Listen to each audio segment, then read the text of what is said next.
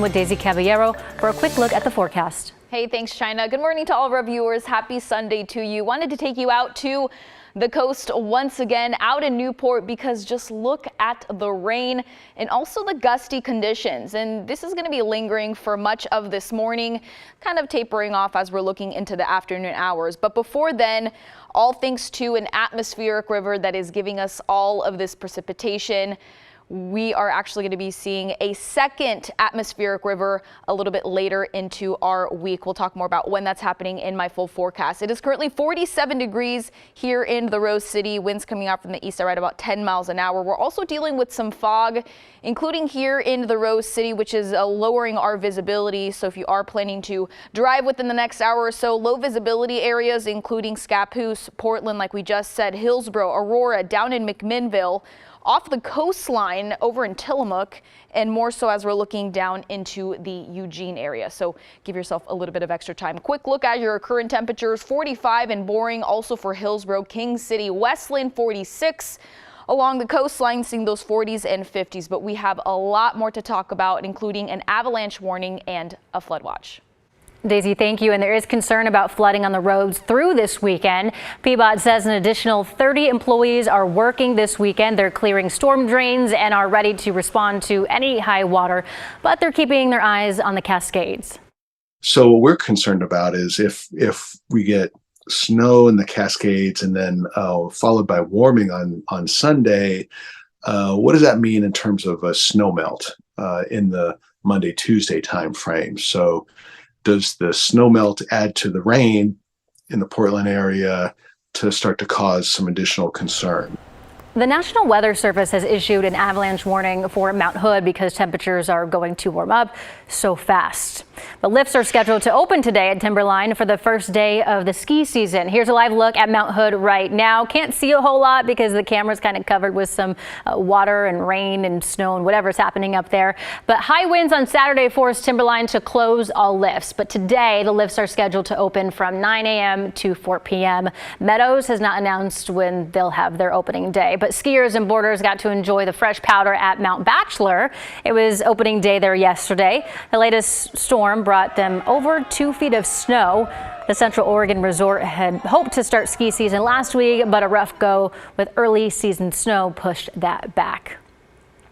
A judge has rejected motions to dismiss a lawsuit brought by Black descendants of Portland's Albina district. They sued the city of Portland, the former Portland Development Commission, and Emmanuel Hospital, arguing that they conspired to destroy the mostly Black community more than 50 years ago.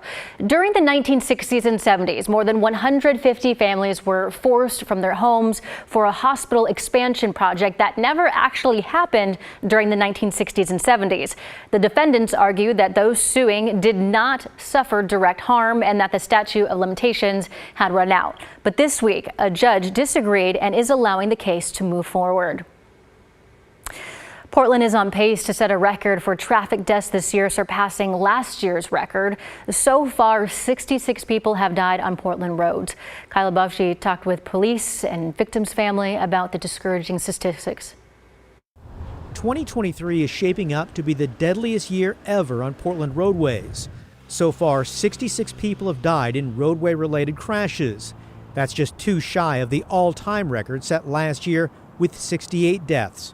And police fear that number will likely be surpassed during the busy holiday travel season. We always see an uptick around the holidays when it comes to intoxicated and impaired driving. Drug and alcohol impairment is a top contributor. Data shows between 2017 and 2021, 69% of deadly crashes in Portland involved impairment. Speed also played a role. 42% of deadly crashes involved speed. Sergeant Ty Engstrom explains another contributor that doesn't show up in the numbers: distracted drivers. It is something very difficult for us, unless somebody admits to it or somebody saw it. It's hard for us to pinpoint if the person was on their phone or distracted in some way when the crash took place. A fatal crash can leave family and friends devastated. These are more than just numbers. On October 21st, Ron Coleman lost his son, Brandon. The 34-year-old was killed in a hit-and-run crash off Southwest Nadeau Parkway on the Morrison Street Bridge on-ramp. Just a just a remarkable kid from day one, just brought so many people laughs and was very courteous and caring. Coleman hopes someone comes forward. No arrests have been made. Let's get justice for my son, Brandon. And he hopes other drivers will be responsible by slowing down and avoiding drinking and driving. He doesn't want others to share his pain.